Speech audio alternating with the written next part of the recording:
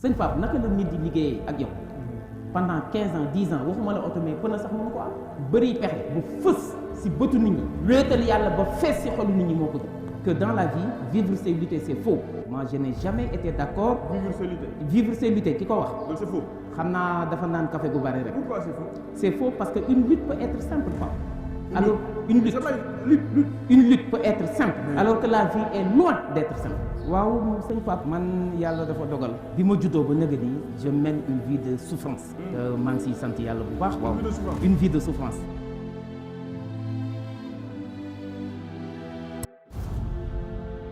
mais nan nga def ak toutes ces difficultés yi nga traversé foofu mais loolu c'est inchallah yow noo ko doon dundee gëm ni yàlla mën na lépp ba mu des toroxal jàmm donc dans la vie il faut apprendre à souffrir parce que c'est dans la souffrance qu'on se carapace c'est dans la souffrance qu'on se surpasse, c'est dans la souffrance qu'on dépasse ses limites. Alors que la vie, j'ai l'habitude de dire dans la vie, que dans la vie, vivre c'est lutter, c'est faux. Moi, je n'ai jamais été d'accord. Vivre c'est lutter, qui quoi? Donc c'est faux. Xamna dafa nan café gu bari rek. Pourquoi c'est faux? C'est faux parce que une lutte peut être simple, Pape. Alors une lutte peut être simple, alors que la vie est loin d'être simple. Vivre c'est combat. Dans un combat, tu donnes des coups. On te donne des coups et tu en reçois. Alors si tu frappes moins vite et moins fort, on te met KO. La vie te met KO. Et quand la vie te met KO, il te sera extrêmement difficile de te relever. waaye su boobaa xoolal ñi la sopp yaakaar la nga bañ a tas seen yaakaar xool say noon yi socc ba seen bëñ weex ñu fas yéene nga torox loolu moo lay may courage nga jug man sama force moo doon gëm ni benn jour si sama nekk à l'université de Paris fi ma dëkkoon si benn foyer damay nekk en méditation man j'ai médité parce que di méditer man ni namm njaboot wéttali ko yàllaa ko gën namm njaboot nekk bitim réew sa njaboot nekk Sénégal j'avais laissé mes épouses et mes enfants au Sénégal ma ne yàlla xamloo ma ni namm njaboot wéttali ko yàlla moo ko gën ñeewantal njaboot dénk leen yàllaa ko gën yàkkamti wóolu yàllaa ko gën loolu méditation moo ma ko may méditation moo ma ko may si laa gis ne ndekete àddina c'est pas une lutte c'est un combat la vie c'est un combat ba nga xam te chaque jour quand tu te lèves et que tu sors victorieux ou vainqueur d'un combat, un autre combat beaucoup plus terrible et coriace se présente devant toi. Fan la nit di noppaloo wax ma ko. Les grands hommes se sont toujours reposés en changeant d'occupation. Loolu mooy seen repos. Maanaam je te donne un exemple. yow sëñ Pape nga lire ce livre sonn au lieu nga dem tëdd di nelaw. problème yi wër la nga tëdd di nelaw da ngay dem seetaan benn documentaire.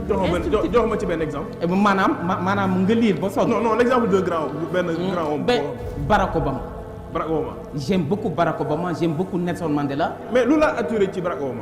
Mais Barack Obama, c'est un être exceptionnel qui est en train d'irradier le peuple américain. Obama dafa nekk di, c'est un homme ba nga xamante ne si il a été construit par les épreuves, par les aléas de la vie, les soubresauts de la vie, les effets extrêmement terribles de la vie. Il est parti quasiment de rien. Ndekete Martin Luther King ba mu naan j'ai fait un rêve, un jour viendra, I have a dream. Ndekete Barack Obama la doon joxoñ loxo. Sëñ Pape àddina ku fi bëgg nooflaay wala bànneex demal nga gasi sa kàmb sa sëgee xam ne yow sa heure day jot na doo fi noppalu doo fi am lu la neex. man am na lu ma marqué ci moom aussi Barack Obama. mi wax ni mes discours les plus improvisés sont préparés à plus de 99%. dama doon dama saan benn documentaire ci Barack Obama ci dundam quoi. mais nga xam ci ngay xam ni yàlla dooleem parce que ci mariage mixte ci la jógee. à l'époque aux États-Unis d'Amérique. Il y avait sax yenn dëkk yoo xam ne dañ doon tere loolu mariage mixte moom nanguwuñ ko woon mais xoolal yàlla dogal mu judd ci loolu mais après parcours bi mu am na benn élection bu mu def mu perte ko mu métti woon ci moom lool mais teewul mu continuer foofu mooy sens bi may waxee mooy li Joe Biden li papaay Joe Biden waxoon Joe Biden rek ni ko Joe échouer c'est inévitable. Exactement. Mais abandonner c'est impardonnable. xam nga yow sëñ Pape li tax ma fonk la. waaw te dinaa ko seedeel waa Thiès yëpp mooy tu es dans l'entrepreneuriat. te sëñ Pape yaa ma ko gën xam entrepreneuriat moom koo amul fit doylu woo doonoo jàmbaar ñeme woo épreuve ak difficulté mënoo tàmbalee ci dara wala ci lu ndaw libre ba mën a lutter contre les candidats boo gëmee soo métier doo ci dugg gis nga sëñ Pape locomotive muy bopp saxaar c'est un wagon on est d'accord mais c'est un wagon mais pas comme les autres c'est-à-dire quand tu es comme tout le monde tu ne peux pas guider les gens. Il va falloir que tu es. Quand tu es comme tout le monde. maanaam boo melee ni ñëpp mënoo leen a yóbbu fenn wolof léegi ko sëñ Pape lu mu wax ku la sutul du la mën a may kenn. kuy def li ñëpp di def yam fi ñëpp yam. yam fi ñëpp yam kuy def li ñëpp di def yam fi ñëpp yam. waaw ku la sutul aussi du la may kenn. est-ce que xam nga ni bu ñëpp sonnee. waaw baisser les bras yow mi sonn ni ñoom mais nga surpassé wu def un effort exceptionnel excédentaire yow yàlla daf lay yéege ci kaw gars yi foofu la àddina toll. koo koy leader. est-ce que xam nga ni le plus grand chantier actuellement dans le monde c'est soi-même. Soi-même. Soi-même. Maanaam investir sur soi-même. Investir sur soi-même, être vigilant par rapport à soi-même, avoir une culture du leadership et de l'entrepreneuriat. gis nga seen papa nit ki gën a màgg tey ci àddina. waaw ki nga xam ne bu génnee ndiiraan. mbumbaay topp ko. mas naa wéet ci dundam ba mel ni néew ci biir bàmmeel. soo xoolee waxaatal loolu. nga ni ki gën a influencé àddina bi. ci àddina bi waaw. ponkal mi nga xam ni bu génnee nit ñi topp ko ndiiraan topp ko mbumbaay topp ko. billahi mas naa wéet ci dundam mas naa wéet dans sa traversée du désert ba mel ni néew ci biir bàmmeel. c'est excellent. mais waaw. si solitude boobu. waaw. ak traversée du désert boobu. c'est lay apprendre maintenant des dispositions exceptionnelles qui vont le singulariser xam nga Sénégal lu ñu yàq mooy dañuy jaawale waaja ak ka waaj bay bëgg a dem. dañuy jaawale. waaja ak ka waaj bay bëgg a dem. xam nga dans la vie. waaw. les grands hommes se soucient d'éthique les petits se soucient d'étiquette. c'est quoi la différence. léegi éthique ak étiquette du benn yow tey jii li nga ma gëne booy sangu doo ko summi. très clair. jikko la ñuy gëne nit. c'est-à-dire on ne peut pas être leader on ne peut pas être guide de sa génération si on n'est pas dans une dynamique d'empathie et de philanthropie. borom xol bu lëndëm soxor ñuul kukk yàlla du ko jiital ci kanamu askan. empathie mooy lan. empathie mooy bëgg doomu aadama mooy philanthropie mooy bëgg nit ba doo ko gëmee jël sa énergie yépp concentré ko si lu ko jëmee kanam ak lu ko sauvé loolu mooy philanthropie loolu mooy empathie et c'est dans ce sillage-là que se trouve le leadership et le développement personnel. lii ma gis nga Obama pour jeexal ci Obama. waaw. gis nga àddina bala ngay sàmm. waaw. da ngay sàmm ba pare. bala ngay sàmm. da ngay sàmm. da ngay sàmm ba pare maanaam tu ne peux pas être leader en étant le dernier de ta classe. Tu ne peux pas être leader en n'ayant pas une hygiène de vie. Tu ne peux pas être leader en ayant peur. La peur, elle déstabilise. Le stress, il paralyse. La peur déstabilise, le stress paralyse. En développement personnel, dans le vocabulaire du leadership et du développement personnel, vous ne trouvez pas ces deux mots-là. Peur. La peur et le stress. Mais comment faire pour vaincre le stress aussi. ni nga koy vaincre rek. waaw c'est ça le problème. waaw. ñett ngi nii toute personne qui ne les a pas. Elle doit se décarcasser, vraiment tout, remuer ciel et terre, même s'il le faut, pour les avoir. Et une fois qu'il les ait eus, il va falloir qu'il les sauvegarde jusqu'au fin fond de sa conscience. Li ma bëgg a foog mooy l'indépendance, la liberté et la discrétion. du la koy may. Indépendance li la koy mooy góorgóorlu ba bañ a wékku ci sa ndey ak sa baay di dund mooy nga daan sa doole. Cheikh Ibrahima Fall nee na lépp lu ñàkk di may rus naa ko ñaan suñu borom. jërëjëfati loolu mooy indépendance. C'est le fait de vivre à la sueur de son front. Un leader partage avec les autres ce qu'il aimerait avoir pour soi-même et laisse avec les autres ce qu'ils ont. C'est ça qui va te singulariser et c'est ça qui va t'exceptionnaliser. Vivre à la sueur de son front comme ni nga ko résumé. ba bokk ak ñoom li nga yor li ñu yor nga bàyyi ko ak ñoom. Deuxième bi. mooy liberté. Indépendance boobu sëñ Pape moo lay yóbbu ci liberté. C'est l'indépendance qui donne la liberté. Sans indépendance, il y a point de liberté. Tu sais, la liberté, c'est quoi? C'est s'appartenir à soi-même. C'est ne pas connaître, s'appartenir à soi-même. C'est-à-dire, dans son cœur, ne pas connaître de stress, ne pas connaître de peur, ne pas connaître de pression. Vous savez que la pression, elle inhibe le potentiel du leader. wax ko ci wolof. maanaam pression. pression day dofloo leader. maanaam leader mooy bopp saxaar wagon la comme wagon yëpp. mais bu yemoon nag ñëpp. du leen mën a yóbbu Ndakaaru gi. léegi nag loolu kooku mooy leader. locomotive mooy un excellent niveau de développement personnel. Cheikh Abdoulaye nu ñuy reconnaître maanaam nan ngay xooli nit rek xam ne kii leader la. ñaari mbir. muy lan nee naa la on peut naître leader. comme on peut apprendre. maanaam mën nañu juddu nekk leader. mën nañu juddu. mais nekk leader comme mën nañu gane àddina. di xar sa tànk tubéy si di liggéey si nekk leader loolu c'est possible. Et la majeure partie des grands hommes non seulement ils sont les leaders mais ils ont travaillé. dañ ko liggéey dañ boole ñaari. Finalement la personne n'est plus un fleuve mais c'est un océan te géej xam nga fi mu commencé ak fi mu yem waaye xam nga fi mu commencé mais xamoo fi mu yem. Donc le leadership inné accompagné du leadership construit et vaincu ça donne un océan de leadership. ci wolof. si wolof mooy nit ki da ngay judd nekk kilifa mais ginnaaw bi nga juddoo nekk kilifa parce que kilifteef dafay toppe xoolal mbàkke yi xoolal njigéen yi xoolal sisi yi xoolal maanaam baba yi et cetera maanaam toutes les familles religieuses du Sénégal mais ginnaaw bi ñu juddoo nag ADN boobu topp leen de sur le plan généalogique maanaam doon nañ kilifa yàlla moo leen ko def ndax kilifa mooy ki liifal liifal waaw kilifa mooy ki nga xam ne liif moo ko fal liif mooy low mooy jalla jalaahu azza kamal kooku mooy kilifa baat bi boo ko daggee daf lay jox kilifa mooy ki nga xam ni liif moo ko fal ki liif fal suñu borom moo tax dans la vie le leader doit avoir plusieurs vies là c'est une honte pour une personne d'avoir une seule vie nit war nga jombale sa bopp nekk ci benn biir kese la personne elle doit avoir une vie spirituelle et religieuse une vie sportive une vie professionnelle une vie amicale et sociale une vie professionnelle une vie artistique et cetera. loolu nit ku ne war nga ko am. nit ku ne war nga ko am boo jógee ci vie bii rek plongé ci beneen par exemple moom wax la yow par exemple boo jógee fii boo jógee prestige yi nga xam ne fi la yàlla suñu borom affecté mais di nga génn jaar sa ay kër xarit mais laa gisoo ak ñoom dimanche nga dem jouer ndoo ak ñoom carte ànd ak ñoom gore dem football yi et cetera donc tu es sorti de la vie professionnelle et tu rentres dans la vie amicale et sociale guddi xaaju guddi la ñuy jël ay vitamines il est temps que les Africains s'approprient leur réalité culturelle et leurs références culturelles on a les meilleurs héros partout dans le monde suñu Serigne Touba mii suñu maam El Hadj Malick mii Tafsir Ahmad Baro Ndiéguène mii maam Limamou Laye sëñ Amady Ndak Seck kan moo leen am. kenn amu leen mais est-ce que ñu ngi bénéficier wu si seen héritage comme ni ñu si war a bénéficier wu la réponse est négative je suis désolé. qu'est-ce qu'on en fait ku si nekk fa nga nekk yaa ngi ko xatam bëggoo kenn ñëw yaa ngi dégg. jël nit ñi yamale seen dund ak projet de société yi ñu indi yamale ko ci ay manifestations c'est pas ça c'est très clair donc il nous faut changer de comportement le véritable modèle de développement il est endogène et il est construit dans les réalités socioculturelles du milieu sëñ Pape tey waxtaan bi dafa doy kéemaan. looloo la boole ak góor gi. looloo ma boole ak góor gi ba noppi muy sama lépp bu daan dem conférence. Cheikh Abdoulaye Dieye bu daan dem conférence sëñ Pape. fu mu mënti doon ci àddina bi je parle sous le contrôle de ses enfants et de ses petits enfants wallahi al azim thème bi da ko daan jël woo ma ba ma ñëw mu ni ma Ablaye thème baa ngi noonu demal xalaatal su ma ñëwee defal ko restitution mu ni ma li nga ma ci wax doy na ma sëkk bu demee sa conférence ba loolu lay wax.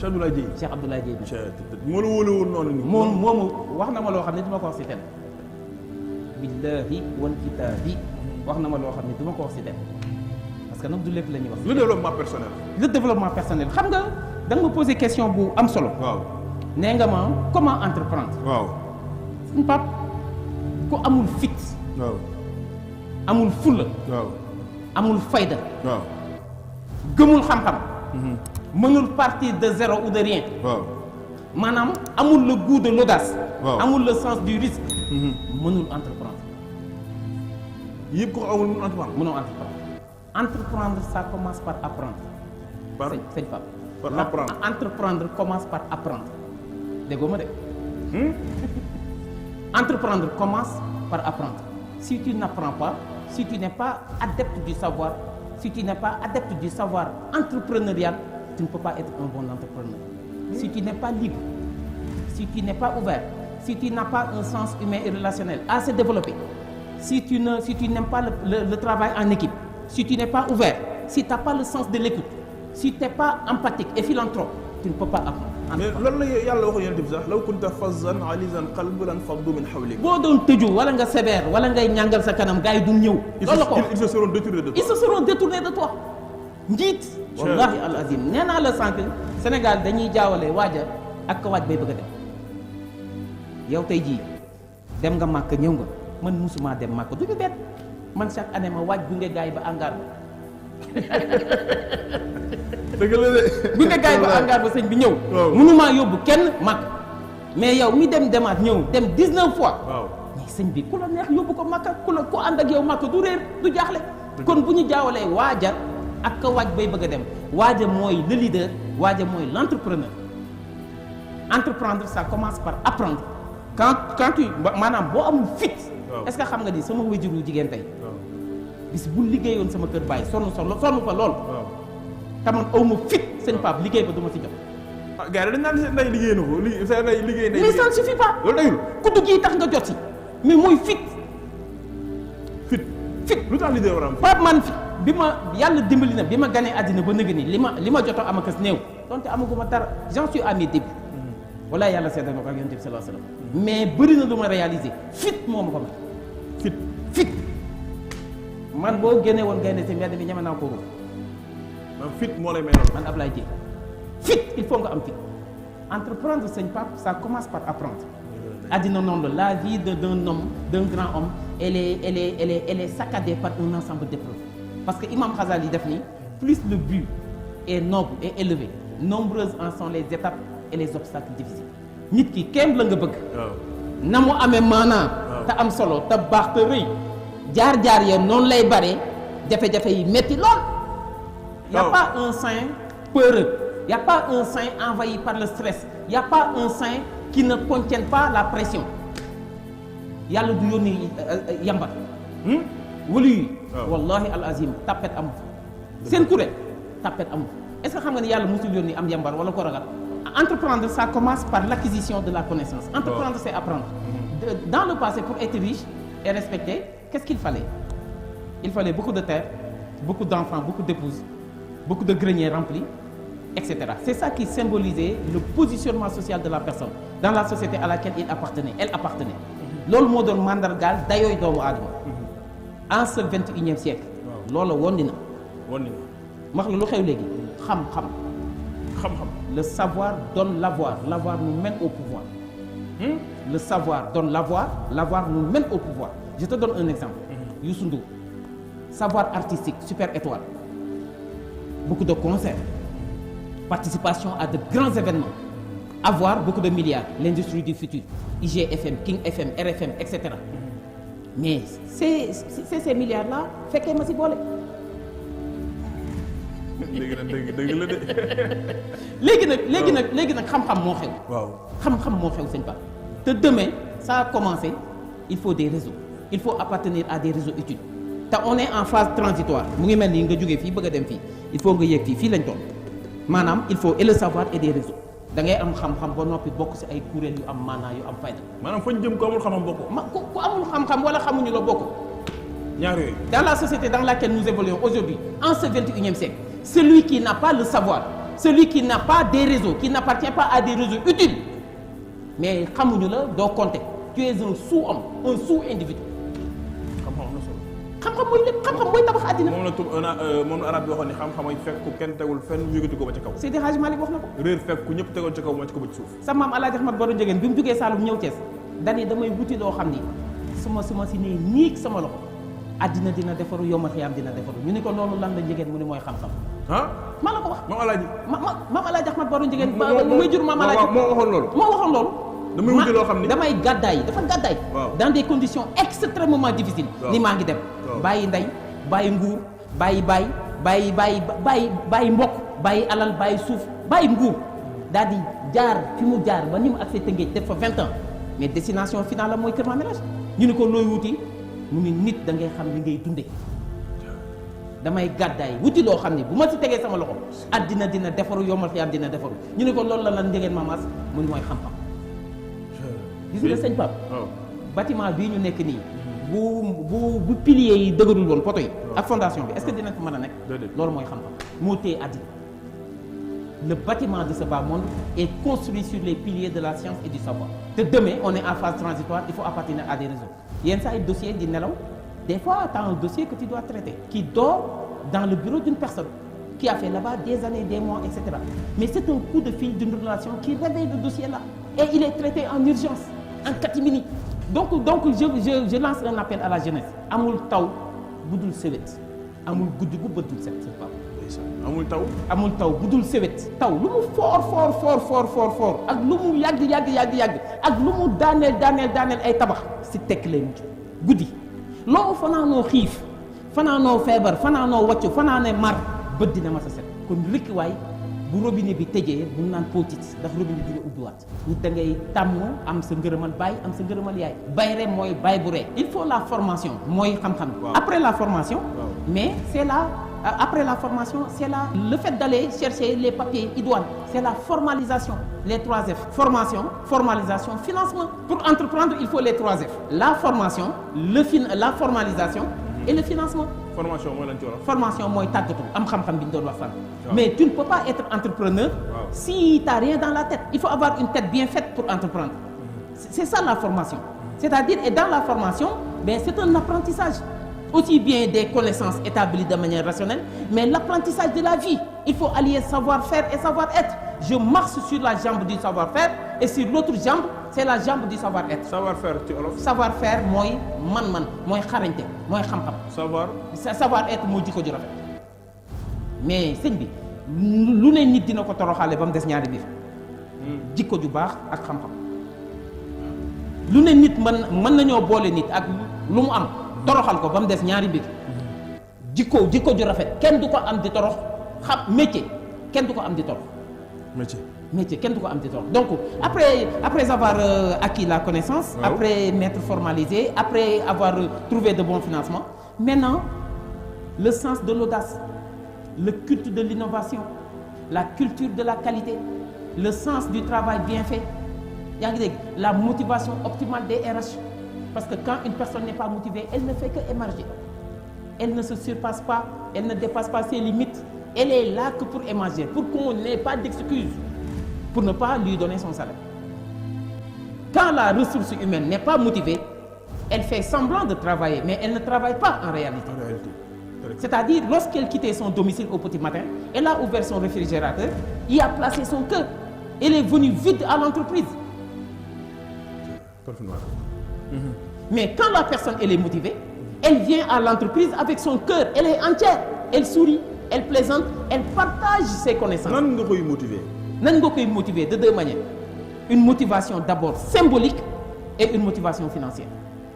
Sëñ Pape, njiit ña nga jiite gënoo leen ëppoo leen xam-xam manoo leen say maam gënul seeni maam gënoo faa yeewu gënoo faa baax gënoo faa yaru ëppoo fa xam-xam yàlla daf ni la cas si biir gaañ yi teg la si seen kanam rikki waaye séddal sa borom si ñi nga jiite. Et je parle de manière générale. Je parle du chef d'entreprise. Kon descends à la base. Ne cherche pas un escalier dérobé. Ne cherche pas, je ne sais pas, à exprimer une certaine hauteur qui n'est pas méritée. Tu ne dois pas te placer au-dessus des gens. Reste simple et courtois, comme l'a dit M. Kebabé dans sa célèbre lettre destinée à Abdoul. Et c'est ça la motivation symbolique. Moi, yëgal nit ñi yëg li ñuy yëg te di taxaw ci seeni soxla. Mooy motivation symbolique. Mooy motivation symbolique. Maanaam yow nit ñi yëg leen. Cette motivation symbolique là, elle est extrêmement importante. wax la lu wala foofu koo yëg koo teral tëral ko koo toroxal toxal ko koo teral tëral ko koo toroxal toxal ko. Dafa mel ni Mandela yoroon na jikko jooju. Mais bien sûr Nelson Mandela est-ce que xam nga ni mësul interrompre nit kuy wax ak moom. ah Nelson Mandela. waaw man j'étudie la vie des grands hommes man li ma yor si ay téere qui traite de la vie des grands hommes xaw ma sax nu mu toll. Nelson Mandela il n'a jamais interrompu quelqu'un qui lui parle. Quand tu t'adressais à Nelson Mandela il avait un sens de l'écoute extrêmement développé. Sens de l'écoute lu am solo. Sens de l'écoute lu am solo. Est-ce que xam nga ni Pape on n'interrompt pas une personne qui parle. ah maanaam nit ki ñëw di wax ak yow. nga di ko dof rek ba koy def. maa la ko wax parce que yaa ngi koy wan ni li ngay wax maa la ko gën a xam wala maa la gën a muuf gëm sa bopp. c'est ça xam nga àddina bi. ñun on n'a pas besoin d'aller boire ailleurs. On a tout. On a une eau douce de source qui peut vraiment nous servir de boisson. Malheureusement léegi koo gis ci tubaab bi tali yi xatul kër yi xatul xol yee xat. yaa ngi woon ci motivation bi de. maa ngi si motivation deuxième forme de motivation. waaw. La motivation financière. Sëñ Pape naka la nit di liggéeyee ak yow pendant 15 ans 10 ans waxuma la oto mais pën a sax mënu ko am. waaw léegi moom. yow liggéeyal la ba sonn. liggéeyal la ba sonn. ku ko gis yërëm ko ba tas ku ko gis yërëm ko. waaw. yanu ay barre de fer wala mu toog sëñ bi ba am ay hémorroïde waxuma la oto mais pën a oto mënu ko am. Tu penses que ça c'est normal?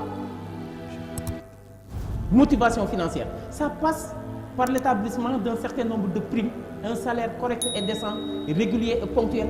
Ça fait quoi? Fait partir les virements le 22, le 25, pour que le 30 pile ou le 31 pile, que l'employé dispose de son salaire. Et qu'il a un esprit désembouteillé, allégé. Il va entamer un nouvel mois avec un nouvel état d'esprit. xel mu dal lay liggéey. xel mu dal mooy liggéey sëñ bi. Mais il y a des gens qui ne payent pas, qui ne motivent pas, mais qui entretiennent la personne pour qu'elle ne meure pas. docteur yaa ngi wax lu yéem. dëgg la de. yow dañuy calculer say charges yi ba xam ni yow. sëñ bi 250 bi nga soxla si maanaam si mois bi bu ñu calculer sa lépp. dañ lay kii ba xam sa lépp nii. ñu muy 250 bi ñu tegal la sa benn 5000 boo def wecce. wala 255 000. mais on te promeut pas on t'entretient on te motive pas on ne fait que t'entretenir pour que tu ne meurs pas. C'est la raison pour laquelle il s'est établi ce qu'on appelle le burn-out, le turnover. yaa ngi dégg le nomadisme professionnel. Les gens ils te disent chef j'ai un deuil j'ai un décès c'est pas vrai c'est pour aller répondre à un entretien d'embauche. Très clair. xam nga communication elle est extrêmement importante. Sans la communication il y a aucune performance il y a aucune cohésion il y a aucune implication. Est-ce que tu sais que Pape les deux guerres mondiales on a déployé toute l'artillerie militaire internationale mais les deux guerres n'ont pas pris fin. C'est au moment où les acteurs les belligérants se sont décidés d'aller se retrouver autour d'une table. La table de communication, la table de dialogue, la table de négociation. Ils se sont regardés les yeux dans les yeux, ils se sont dit, mais qu'est-ce que nous nous sommes fait en réalité? La réponse était négative. bay xeex de suñu biir lu ñu xew bay rayante nii bay destruire. mooy guerre mondiale yow. très bien guerre mondiale nga xam ne benn soldat bu jógee France dajeeg benn soldat bu jógee Angleterre nga xam ne xamante wuñu mësuñu tase kenn mësul def sa morom dara directement personnellement daje rek boum qu'est-ce que nous nous sommes fait en réalité? La réponse était négative. Rien du tout. N'est-il pas venu le moment d'aller s'asseoir autour d'une table? La réponse était affirmative. Oui. Ils se sont installés autour d'une table, ils se sont parlé, ils se sont écoutés, ils se sont entendus, ils se sont compris, ils se sont pardonnés, ils se sont excusés, ils se sont serrés la main, ils sont passés à de meilleurs sentiments. Ginnaaw communication. Ginnaaw communication. wa shaawirum fil amr. Est-ce que xam nga ni dans nos maisons là on ne communique quasiment plus yow mën nga compter ñaata yoon ngay wax ak sa doom si bis bi. wallahi alazim da ngay nekk ak sa soxna ngeen toog si benn canapé. kii nekk Chine kii nekk États-Unis da ngeen bokk benn canapé. L'importance de la communication. L'importance de la communication. am naa sama benn xarit boo xam ne 21h day réquisitionner tous les téléphones portables de la maison teg ko si kaw télé bi woo gars yi ni leen ñëw leen ñu toog waxtaan suñu biir. maa la ko wax. La communication elle est nourricière elle est vitale elle est fondamentale elle est extrêmement importante.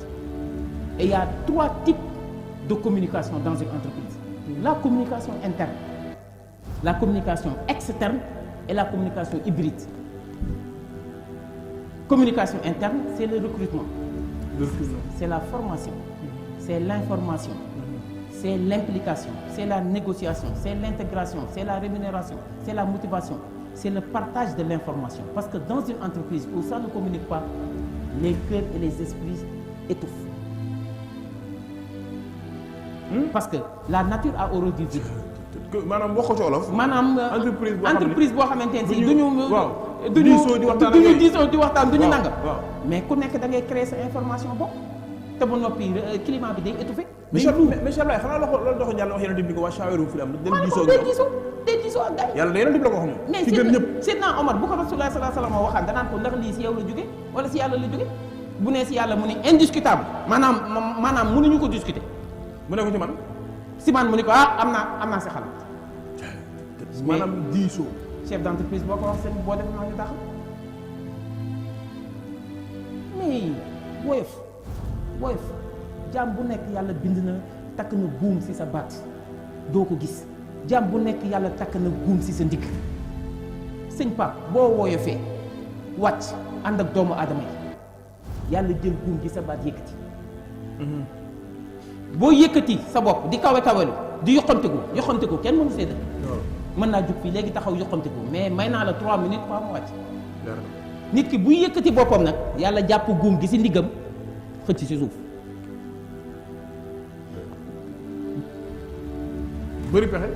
bëri pexe. waaw. ba fës si bëtu nit ñi wéetal yàlla ba fees si xolu nit ñi moo ko gën. yaa ngi woon ci communication interne. maa ngi woon ci communication interne gis nga communication interne. ça apaise le climat social de l'entreprise. nga waxtaan ak say employés diisoo ak ñoom lu am solo. mais c'est pas une option c'est pas une alternative c'est une urgence c'est un devoir. urgence.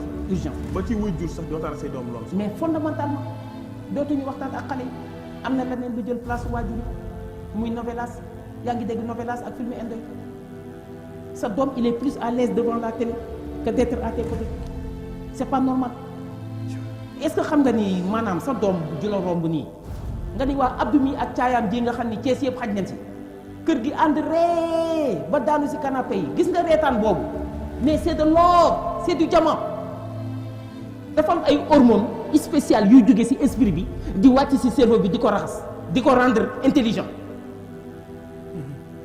mais kaf boobu bu amul ak tooñante boobu si kër yi mais xol yu naqadi xol yu lëndëm xolal stress man nee naa leen stress feebaru tubaab la man du may stressé man stress man du may stressé man. waaw non docteur na dafa bëri si rôle. mais méditation. méditation. bonne heure nga koy def. il faut apprendre la nuit il faut apprendre le temps de s'écouter. nan la ñuy defee méditation. nan la ñuy defee méditation da ngay fay sa téléphone portable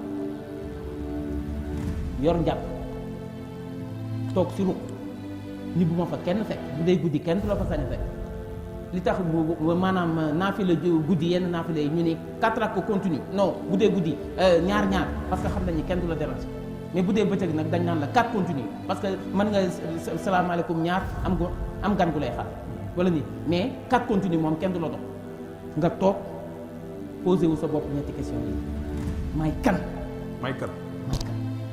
may kan du Modou Ndiaye de may kan du Pape Thioune réponse bi du Pape Thioune de réponse bi du Abdoulaye Idrissa Dièye may kan mooy man lan laa wut si fii si àddina li ma fii wut si lan moo ma koy may di ma ko yombal lan moo ma koy xañ ñetti question yi loolu may kan waaw lan laay wut si fii si àddina mooy lan laay wut si man fii si àddina hasard amul le hasard c'est l'ignorance de la cause le hasard n'est que l'ignorance de la cause quand on ne connaît pas la cause on incrimine le hasard may kan lan laa fi wut si question beneen bi li ma fi wut si lan moo ma koy yombal lan moo ma koy may nga laaj sa bopp loolu lan moo ma koy may lan moo ma koy may lii ma bëgg je veux être le président de la République du Sénégal par exemple wala je veux être un directeur de société par exemple mais loolu wan yoon laa jaar ba àgg sax lan moo ma koy may mais faaw ma jàng faaw ma yaru faaw ma sàmm faaw ma bëgg xam-xam faaw may déglu RFI faaw may lire la lecture ben ça développe la maîtrise de l'orthographe quand je lis je photographie les mots au besoin de les réécrire ils sauteront tout seuls nee naa la chantier bi gën a mag jamono ji ñu toll nii moom sa bopp léegi mooy lan après lan laa fi wut si nan laay def ba am nan laay def ba am ko waaye yaa ngi ci méditation bi fu mu toll maa ngi ci méditation waaye lii ma bëgg mais lu ma koy xaj lan moo ma koy xaj lan laay def ba ñàkk ko lan mooy li nga xam ni bu ma ko defee wan yoon wi nga xam ni su ma fa jaaree mais li may wut du ma ko am sa xel daf la koy jox parce que quand tu médites tu te dégonfles lorsque tu médites dafa mel ni bal boo peeral xam nga ngelaw la dem waaye beneen ngelaw lu bees moo ñëwaat gis nga boo méditer ba pare beneen nit ngay nekk lan moo ma koy xañ après loolu nga identifier ko di ko moytu nag foo toll di ko moytu am ñaar yooyu ci sa kanam may kan lu ma fi wut si lan moo ma koy may lan moo ma koy xañ te loolu boo ko defee volant baa ngi noonu docteur di nga am réponse mais volant baa ngi noonu toog nga ci chaise bi mais volant baa ngi noonu 9h15 may kan lu ma fiy wut si li ma fiy wut si ak li ma bëgg lu ma koy may 9h mais li ma bëgg ak fa ma bëgg a àgg lan moo ma koy xañ écart ma téye bu baax di daw mooy tax a àgg fa nga jëm te surtout Pastef